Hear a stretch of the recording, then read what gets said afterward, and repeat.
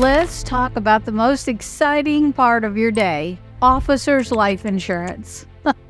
I know, I'm making a little joke here, but officer's life insurance is a confusing thing that many people don't understand, and they don't feel like it has a rhyme or reason on whether it's deductible or not. So we're going to dive right in. I'm Donna Bordeaux with Calculated Moves, and I work with business owners to make sure that they are saving all the money that they can on tax strategies and that they're growing their business in the most beneficial way possible and making a good life for themselves. Officer's life insurance is often one of those things people hear about and they say, well, I don't really want to spend on that because it's not deductible. Well, let's talk about why it's not deductible or when it is deductible. The reason that we hear about officer's life insurance not being deductible is based on the benefits. So in the world of taxes, anytime you take a tax deduction for something, somebody else has income. So it's kind of a yin and a yang. If you get a deduction, somebody else has the income. When we talk about officer's life, the reason that you don't want to take the deduction, you can, but you don't want to, because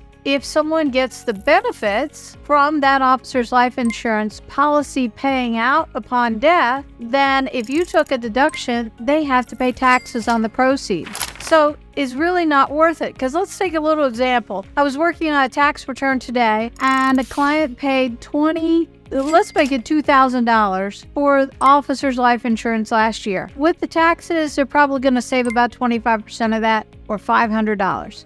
So they might save $500 by deducting that $2,000 premium. But let's say that next year he were to pass away and his wife were to receive the $1 million benefit of that life insurance policy. If he took that deduction to get that measly $500, that means her $1 million payout is taxable. All right, you've heard how the math works when your income is up in a year. His wife would probably lose half of that to taxes at the end of the day. Terrible. That means he really only paid $2,000 to get a $500,000 life insurance policy at the end of the day. If he wanted a $500,000 policy, he probably could have got that for far less. So that's the reason we don't typically see officer's life insurance being deducted. Now, if the case is that it's used and the business itself is the payee on that policy, the beneficiary, sometimes you will see that because that's going to be taxable income to the company that they're going to use to replace the income of that lost partner or lost valued employee.